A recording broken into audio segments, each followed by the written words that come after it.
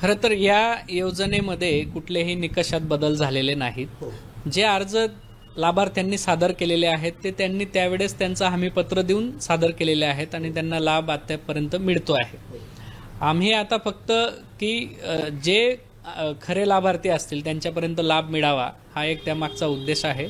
आणि आपण मागे आव्हानही केलं होतं की ज्यांना हा लाभ नको असेल किंवा जे अपात्र असतील ते स्वतःहून हा लाभ सोडू शकतात. त्यामध्ये फार अल्प प्रतिसाद मिळाला.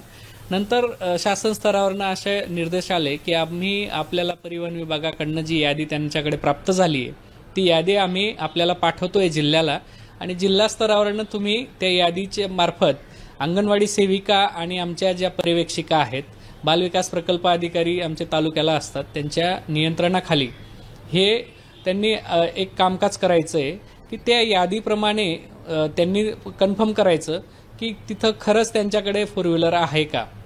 जर त्यांच्याकडे चारचाकी वाहन असेल असं दिसून आलं आणि त्यांनी लाभ घेतलेला आहे असंही दिसून आलं तर अशा व्यक्तींचे जे असे लाभार्थी असतील यांची आम्ही यादी तयार करणार आणि ही यादी आम्ही शासनाला पाठवणार आहोत.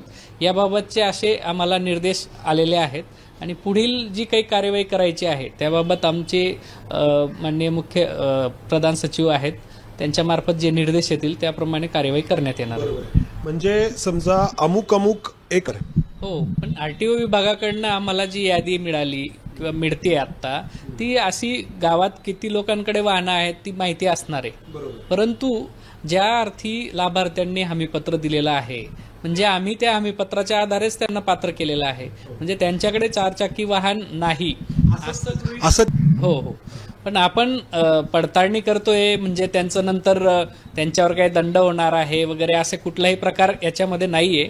आपण फक्त जस्ट जी यादी आपल्याला प्राप्त होणार आहे परिवहन विभागाची त्यानुसार खरंच तिथं लाभार्थ्यांकडे चारचाकी वाहन आहेत का ते आपण तपासणार. जी काही यादी आपल्याला मिळते आहे तर ती अशीच आहे ना की एक अमुक महिला आहे आणि तिच्या कुटुंबातल्या सदस्याच्या नावावरती चारचाकी वाहन असल्याची माहिती परिवहन विभागामध्ये आहे आणि ती माहिती यादीच्या माध्यमातून आपल्याला मिळते आणि ती आपण पडताळून पाहत आहे. म्हणजे असं एक यादी आहे पूर्ण गावातली सगळी गाड्यांची यादी असेल परंतु त्यातल्या नेमका ज्यांच्या घरात चारचाकी वाहन आहे आणि त्या व्यक्तींनी लाभ घेतला आहे किंवा नाही याची फक्त खात्री करायची.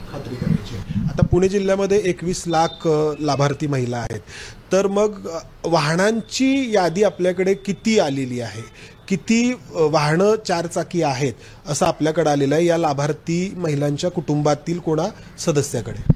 पण नाही, अद्यापपर्यंत आम्हाला असं पूर्ण यादी प्राप्त झालेली नाहीये.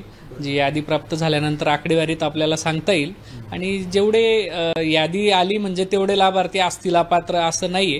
कारण यादी ही फक्त गावात असलेल्या गाड्यांची यादी. पुन्हा पडताळणी केल्यावर लक्षात येणार आहे की खरंच ती यादी त्या लाभार्थ्यांची गाडी आहे का. जर त्यांची नसेल आणि दुसऱ्याच लोकांची ती गाडी असेल तर तो लाभ बंद होण्याचा काही विषय बरोबर आहे. पण ज्या महिलांच्या आम्ही त्याचा लाभ बंद करायचा किंवा नाही हे शासन स्तरावर ठरणार आहे. परंतु आम्ही तशी यादी तयार करून शासनाला पाठवणार. सर आता त्याच्यामध्ये पडताळणीसाठी एक 3-4 गोष्टी होत्या. एक तर चारचाकी वाहन त्या महिलेच्या घरी असू नये, त्यानंतर उत्पन्नाचा दाखला त्या महिलेचा आणि एक रहिवासी दाखला. तर आता चारचाकी वाहनाची तर पडताळणी आपण करत आहात. उत्पन्नाच्या दाखल्याबाबत काही तुम्हाला निर्देश आलेले आहेत का, लेखी किंवा तोंडी?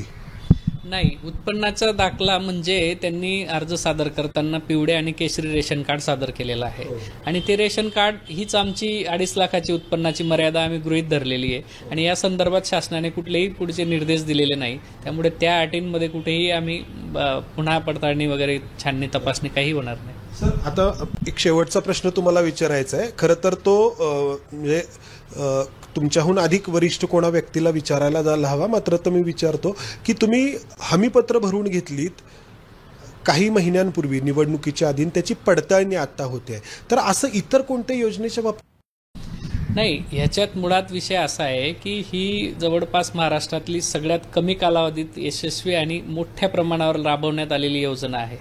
एक इतका शॉर्ट पिरियड असताना पुण्यासारख्या जिल्ह्यात 21 लाख अर्जांची छाननी प्रक्रिया पूर्ण करणे संपूर्ण राज्यातच झालेलं आहे.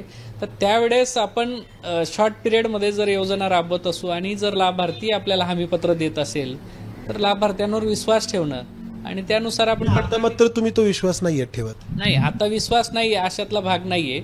स्वतःहूनही लाभार्थी सोडतायत लाभ, की आम्हाला नकोय, की आमच्याकडे आम्ही या अटीची पूर्तता करतोय, आम्ही हे करत नाहीये, त्यामुळे ते लाभ स्वतःही सोडतायत. त्याच्यामुळे असं नाहीये की आपण त्यांना फार त्यांच्या घरापर्यंत बारीक तपासण्या करून पोहोचलोय आणि तुम्ही हे का करतायत असं. पडताळणी तर करतोय ना आपण सर. पडताळणी फक्त 4 चाकी वाहनासंदर्भात आहे, तोही डाटा शासनाकडे रेडीमेड आहे.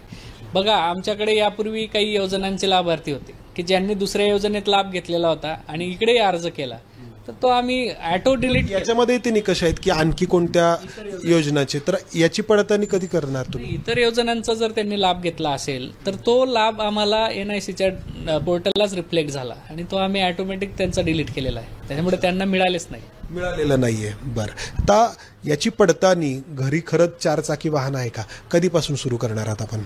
ह्याचे शासनाचे निर्देश प्राप्त झाले की आम्ही लगेच ती सुरू करणार आहोत. धन्यवाद सर.